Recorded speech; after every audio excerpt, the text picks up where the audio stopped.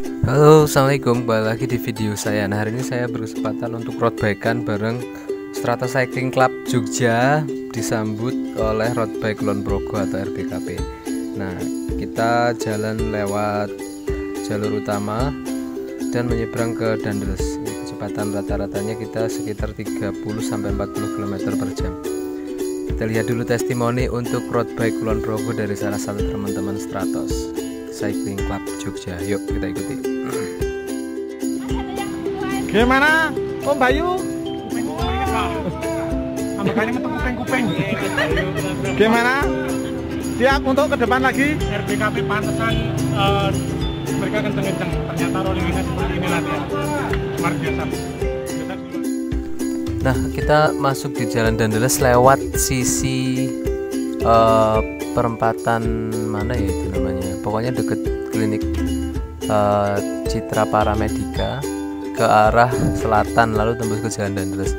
Dan dari titik itu, di Jalan Dandeles titik itu sampai dengan yang lurusnya dari Karangnongko, Perapatan Agung Kidul terus sampai ke Parangnongko, itu jalannya benar-benar rusak parah.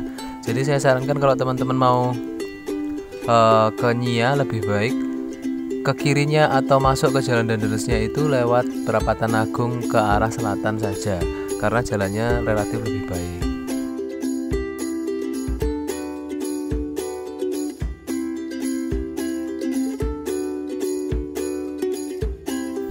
Oke, nah ini terjadi crash yang kedua di sepanjang jalan yang rusak tadi, karena emang jalannya banyak yang berlubang dan ini cukup bahaya buat teman-teman yang road bike-an dalam peloton yang jumlahnya cukup besar dan menahan kecepatan yang sebenarnya cukup tinggi, yang menurut saya sih agak ugal-ugalan ya, karena jalannya itu nggak rata, benar-benar nggak rata.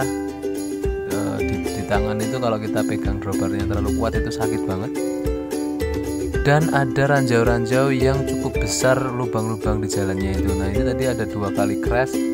Yang pertama karena menghindari lubang di jembatan itu, lalu yang kedua ini saya nggak tahu, ini mungkin karena kecepatan rombongannya beda-beda. Ada yang emang udah biasa kenceng, tapi ada yang nyempil, mungkin yang kecepatannya nggak terlalu kenceng, dan nggak tahu mungkin jaraknya terlalu dekat atau mungkin emang belum biasa pelotonan. Jadi harus hati-hati ya lur. Nah, ini suasana water spot pertama di Bandara Nyia. Kita berangkat jam 6:30 dari Jogja, Ambar ke Tawang, sampai di Bandara Nyia ini sekitar jam 8, jadi 1,5 jam.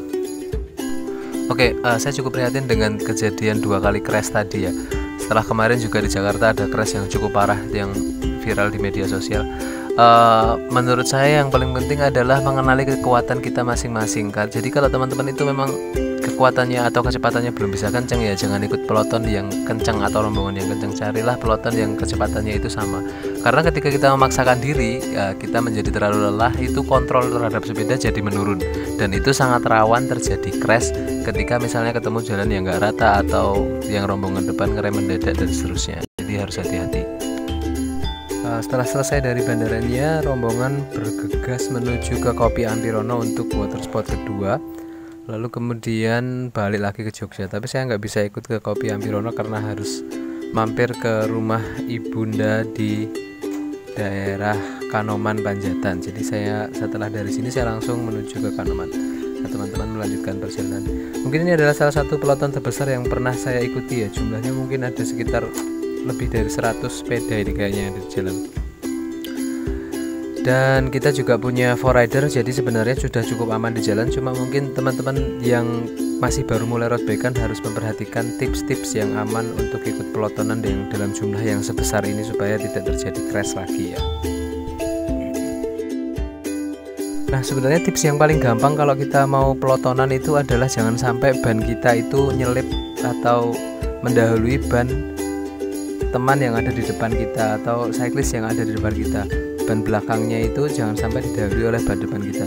Jadi sebisa mungkin kita tetap berada di belakangnya meskipun jalannya sangat sempit. Nah, itu menghindari kalau misalnya yang depan ngerem mendadak, itu teman-teman masih punya jarak untuk bisa banting sepedanya ke kanan atau ke kiri atau melakukan braking yang menghindari crash yang parah. Oke, itu dulu review saya untuk SCC dan RBKP. Mudah-mudahan kompak dan solid terus. Terima kasih. Assalamualaikum.